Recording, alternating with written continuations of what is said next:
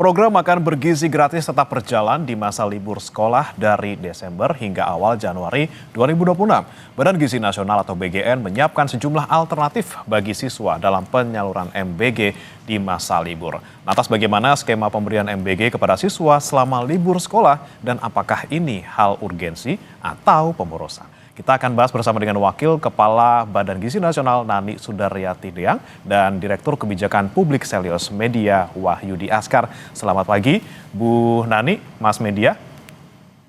Selamat pagi Mas. Ya, saya ke Bu Nani dulu. Bu Nani, punten untuk kameranya bisa dinyalakan Bu. Bu Nani bisa mendengar suara saya Bu? Ya, sebentar saya tak ngomong. Baik. Pamit aja. Saya coba ke Mas Media dulu Mas. Mas Media, ini kita melihat adanya... Mas. Ya, selamat pagi Bu Deang, sudah bisa mendengar suara kami di studio Bu? Selamat pagi, saya tapi hanya bisa 3 menit, 4 menit ya. Ini saya mau ada acara ini Mas. Ini udah ditunggu untuk meeting ya. Kalau bisa saya ngomong duluan, silahkan dilanjutkan ya. Oke, baik. Ibu Deang, punten ini terkait dengan makan bergizi gratis ini kan tetap berjalan gitu ya Bu ya di selama libur sekolah. Pertimbangannya apa dan juga kemudian bagaimana kemudian skema penyaluran kepada siswa yang mungkin juga masih libur, tidak sekolah? Sebetulnya kan tadi sudah ada ya. Kenapa mesti diulang-ulang? Tadi kan sudah ada pernyataannya. Jadi kan prinsipnya awalnya yang namanya memberi makan bergizi gratis, memberi makan bergizi, memberikan makanan bergizi itu kan harus konsisten ya, baik supaya ya kan selama ini sudah berjalan yang kalau ada mulai Januari itu udah 1 tahun lalu. Kami kan sebagai lembaga yang saat ini diserai tugas sebagai untuk menjaga makanan, untuk menjaga gizi anak-anak. Jadi ya kita berpikir ya sudah, tidak boleh putus-putus nih, harus terus konsisten kita berikan. Namun karena anak-anak lagi libur ya, sehingga untuk khusus anak-anak ini fleksibel saja juga sekolahnya.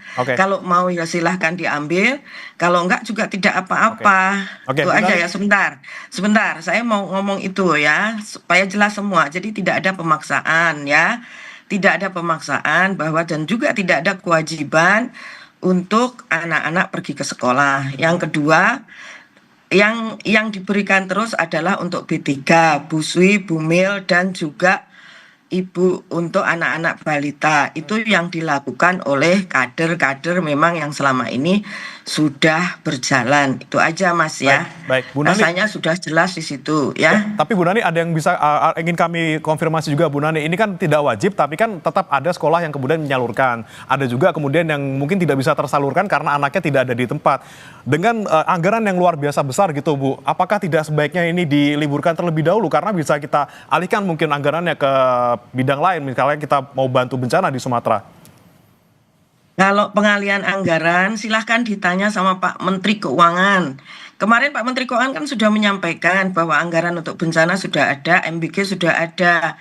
Nah, kalau pengalihan kan bukan haknya BGN. Jadi satu hal lagi saya mau luruskan juga supaya pertanyaannya, supaya Mas juga memahami. Uang untuk yang 15.000 itu tidak pernah ada di BGN. Adanya di Departemen Keuangan. Tinggal Departemen Keuangan kalau memang dialihkan untuk bencana di stop, nggak usah ada karena kan itu kan tidak, jadi dianggarkan itu tidak ada dalam kelembagaan BGN tapi ada di Departemen Keuangan, langsung ditransfer ke dapur-dapur. Jadi kalau mau dialihkan monggo, nggak apa-apa, nggak masalah. Jadi kita juga tidak memaksa misalnya meminta Departemen kan langsung, tidak. Kalau misalnya Departemen menyampaikan kami stop dulu untuk kami alihkan ke sana ya tidak apa-apa. Karena kan tidak ada di kami anggarannya ada di Departemen Keuangan. Duitnya tidak pernah ada di BGN. Demikian dari saya, terima kasih, selamat pagi, sampai bertemu ya lain waktu. Oke, baik, terima kasih Bu Nani sudah menyempatkan waktunya untuk di Sapa Indonesia Pagi. Kemudian saya akan ke Mas Media dengan melihat mungkin tanggapan dari BGN gitu ya dengan tetap berjalannya makan bergizi gratis di tengah liburan seperti ini, dan memang kalau tadi kata Bu Nani tidak ada soal anggaran tuh kalau di BGN, semuanya di Kementerian Keuangan. Seperti apa Anda melihatnya terkait dengan penyaluran penyaluran MBG di tengah liburan seperti ini, Mas? Ya, sayang sekali saya nggak bisa dengar Bu Nani lebih lama ya, karena yang ditunggu oleh publik, masyarakat, guru adalah penjelasan dari BGN. Karena masyarakat hari ini itu bingung, bagaimana mungkin ketika anak-anak sekolah libur, kemudian MBG itu masih jalan.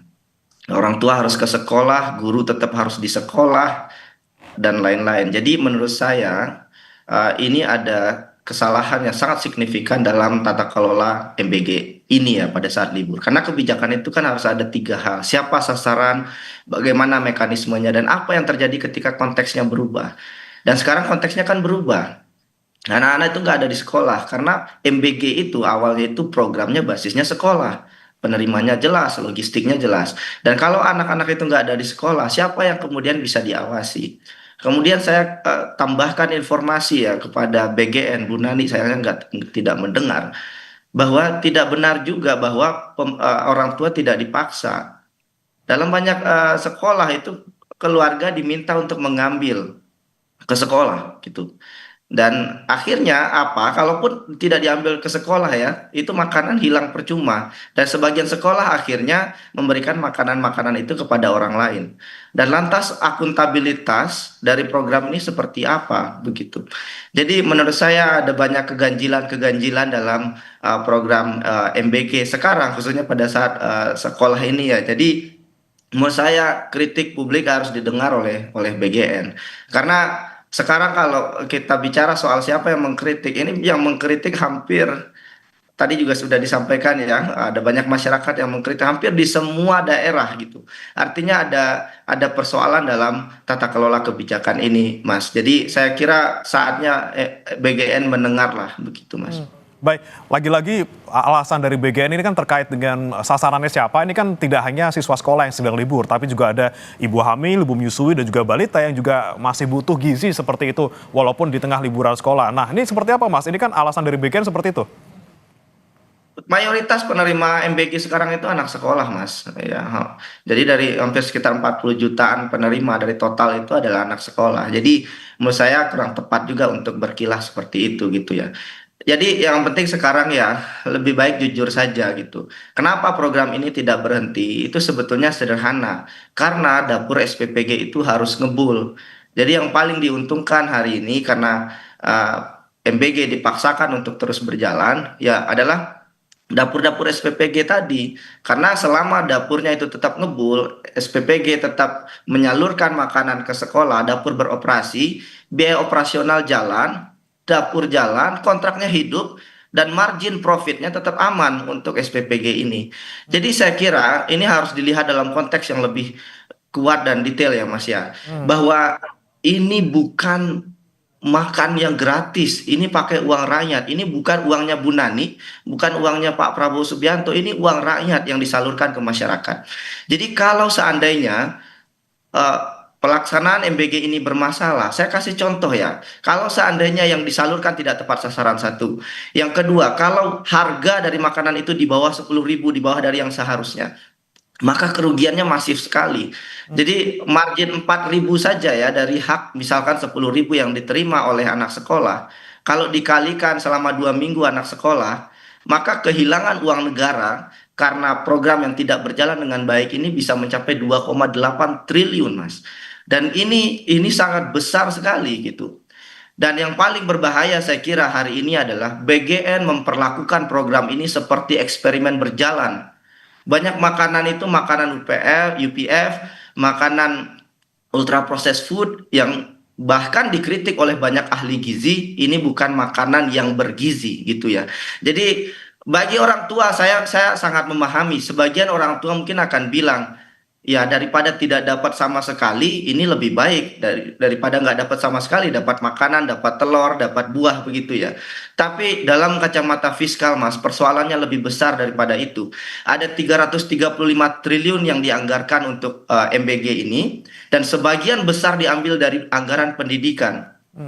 Bahkan kalau boleh detail lagi ya Mas ya, 335T itu kalau dibagikan secara sasaran yang tertarget ya, setiap anak itu bisa menerima Rp50.000 sebetulnya. Jadi kalau bicara hak ya, anak-anak itu harusnya dapat hak Rp50.000 dengan anggaran 335T tadi. Tapi yang diterima kan hanya di bawah Rp10.000. Dan saya bingung ya, BGN kemudian tadi melempar ke Kementerian Keuangan. Sekarang yang dilakukan oleh BGN itu harusnya mendengar dan turun ke lapangan. Sepertinya BGN tidak memahami realita dasar ya, yang sangat dasar, bahwa ketika kemudian program ini dipaksa untuk disalurkan, kemudian BGN harus tahu, Bu Nani harus tahu ya, banyak anak sekolah di Indonesia itu rumahnya jauh dari sekolah. Ada yang jalan kaki puluhan menit, ada yang naik perahu bahkan. Ada yang harus naik ojek, ada yang masih di desa terpencil. Jadi sekolah itu bukan tempat yang mudah diakses kapan saja oleh semua orang. Dan kalau kemudian kalau libur orang tua boleh datang ambil, saya bingung karena orang tua ke sekolah ya, itu berarti dia mengorbankan waktunya yang seharusnya kemudian bisa mencari nafkah untuk anak-anaknya. Jadi menurut saya ini bukan intervensi gizi, ini perjudian kualitas program, dan yang paling berbahaya adalah ini kemudian memakan uang fiskal kita yang sangat banyak, Mas. Jadi menurut saya BGN harus mendengar ya, harus mendengar lagi-lagi, karena kalau seandainya ini tidak berubah, ini akan jalan terus, maka kita kemudian akan sampai pada titik ya pemerintah hanya soal gaya-gayaan saja, tapi tidak punya kapasitas melaksanakan kebijakan. Nah, ini kan ada potensi pemborosan gitu ya, masih di tengah penyaluran BGN di libur sekolah yang tentunya tidak semua bisa menerima, ketika dipaksakan dilakukan juga lagi-lagi banyak yang terbuang gitu. Nah, tadi kan kata Bu Nani lagi-lagi ini kalau untuk pengalihan anggaran ya di Kementerian Keuangan, apakah memang BGN tidak punya sama sekali misalnya peran untuk bisa menata program ini, paling tidak untuk meminimalisasi pemborosan yang mungkin bisa muncul ketika MBG tetap disalurkan di tengah libur ini, Mas? Big no. Anggarannya memang di Kementerian Keuangan, tapi pengelolaan anggaran, implementasi anggaran itu ada di BGN. Yang menyalurkan uang memang Kementerian Keuangan, tapi untuk apa uang itu digunakan, ditransfer ke dapur yang mana, ditransfer ke daerah mana, itu ada di BGN. Kalau kebijakannya buruk, yang paling bertanggung jawab pertama kali ya adalah BGN, pelaksana utamanya. Karena Kementerian Keuangan hanya bendahara negara. Jadi saya kira sekarang kok sepertinya Bu Nani tidak memahami tata kelola fiskal kita dan bagaimana mengelola proyek ini dengan baik. Satu lagi Mas, Bu Nani mohon maaf ya, termasuk juga pimpinan-pimpinan BGN juga, banyak yang inkompeten dengan kredibilitas dan latar belakang yang tidak berkaitan dengan gizi, dan juga tidak punya kemampuan mengelola proyek yang sangat besar. Ini triliunan rupiah begitu ya. Jadi saya kira pesan dari masyarakat sederhana, MBG perlu ditinjau ulang, perlu moratorium. Mungkin bukan dihentikan selamanya, tetapi kemudian dibenahi secara total gitu ya, dan kemudian dipimpin oleh orang-orang yang punya kapasitas substantif, orang yang paham gizi, tahu perbedaan UPF dan makanan yang benar-benar bergizi, tahu soal kualitas protein, dan satu lagi tahu soal anggaran, tahu soal tata kelola kebijakan.